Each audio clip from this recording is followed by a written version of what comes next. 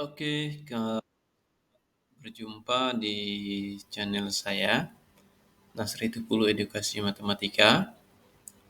Nah, sebelum saya lanjut ke pembahasan, jangan lupa untuk mendukung channel saya dan like, subscribe, serta komen.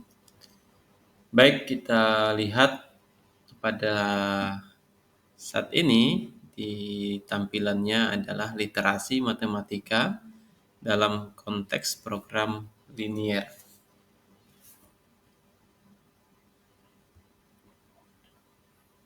Nah, poin penting terkait dengan literasi matematika dalam program linier, yang pertama itu adalah konsep dasar. Nah, dalam konsep dasar ini, literasi matematika yang dalam mencakup artinya pemahaman tentang konsep dasar seperti variabel keputusan, fungsi tujuan, batasan atau kendala, dan solusi optimal. Nah, kemudian yang kedua itu ada metode pemecahan. Nah, metode pemecahan dalam literasi matematika khususnya program linier itu bagaimana cara menyelesaikannya, termasuk metode grafis, metode simplex, atau metode dualitas. Dan bisa melibatkan pemahaman berkaitan dengan algoritma dan metode lain. Kemudian yang ketiga itu poinnya adalah modeling. Nah, di dalam modeling ini yaitu yang dibutuhkan apa? Kemampuan untuk merumuskan masalah ke dalam bentuk model program linear. Nah, termasuk tadi identifikasi variabel keputusannya, fungsi tujuan, batasan, serta memastikan bahwa model tersebut mencerminkan secara akurat situasi yang dihadapi sesuai dengan konteks soal ya. Berikutnya poin yang keempat itu ada optimalitas dan keterbatasan. Nah, berkaitan dengan hal ini yang diperlukan adalah pemahaman tentang konsep solusinya, solusi optimal ya. Kemudian solusi yang maksimal minimalkan fungsi tujuan tertentu yang berkaitan juga dengan situasi permasalahannya. Nah, kalau dia berkaitan dengan maksimum atau minimum, maka harus diketahui dari permintaan soal. Kemudian yang kelima, interpretasi solusi. Nah, interpretasi solusi ini artinya kemampuan untuk menginterpretasikan solusi dari perspektif kontekstual masalah yang dihadapi. Ya, ini melibatkan variabel keputusan dalam konteks situasi nyata. Nah, variabel keputusannya apa? Terkait dengan soal tadi ya.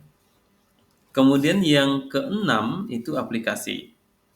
Nah, poin yang keenam ini literasi matematika dalam program linear itu mencakup yaitu terkait dengan aplikasi manajemen rantai pasokan, misalnya ekonomi, manufaktur, dan optimasi sumber daya.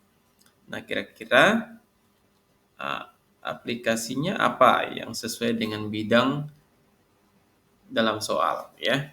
Kemudian yang terakhir yaitu poin ketujuh, penggunaan perangkat lunak.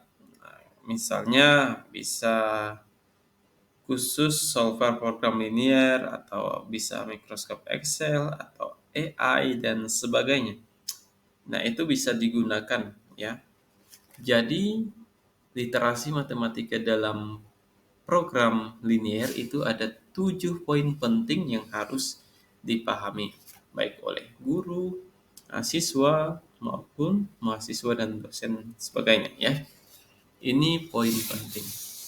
Nah, kita lihat kembali bagaimana contoh literasinya dalam program linear ya. Nah, ini ada soal literasi matematika yang berkaitan dengan program linear. Nah, sebuah perusahaan mebel memproduksi meja dan kursi menggunakan papan kayu dan jam pengerjaan. Setiap meja membutuhkan 5 unit papan, 2 unit kayu, dan 4 jam pengerjaan. Setiap kursi membutuhkan 2 unit papan, 3 unit program, 3 unit kayu ya, 3 unit program linier, ada 11 kayu, dan membutuhkan 2 jam pengerjaan. Perusahaan dapat menjual seluruh produk dan memperoleh keuntungan itu sebesar $12 untuk meja dan $8 untuk kursi. Namun hanya 150 unit papan yang tersedia dan 150 unit kayu yang tersedia dan 80 jam yang dimiliki untuk setiap minggunya. Perusahaan ingin mengetahui berapa banyak setiap produk harus diproduksi untuk memaksimumkan keuntungan sesuai dengan sumber yang ada. Nah, ini soal literasinya ya, dalam bentuk cerita. Nah, langkah selanjutnya kita harus mengingat poin penting dari yang sebelumnya tadi ya.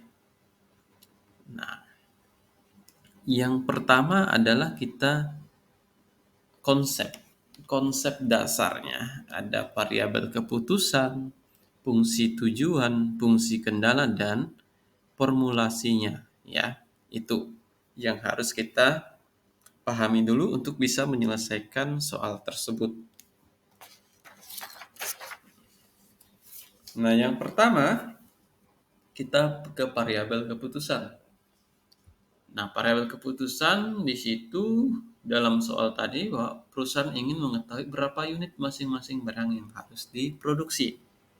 Misalkan X1 itu sama dengan jumlah unit meja yang akan diproduksi. X2 itu menyatakan jumlah unit kursi yang akan diproduksi. Nah, ini variabel keputusannya ya.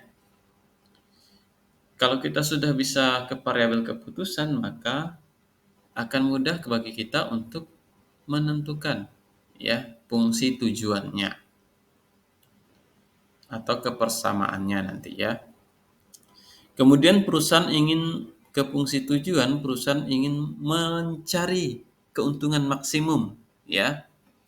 Maka fungsi tujuannya yaitu sesuai dengan soal tadi yaitu $12 ya untuk meja dan $8 untuk kursi. Artinya karena meja itu menyatakan X1 maka 12 X1 dan X2 itu menyatakan kursi jadi 8 X2. Nah, itu fungsi tujuannya. Kemudian fungsi kendalanya. Fungsi kendala yang harus kita ketahui bahwa dalam soal tadi kita kembali dulu ke soal papan itu sebanyak 5 unit.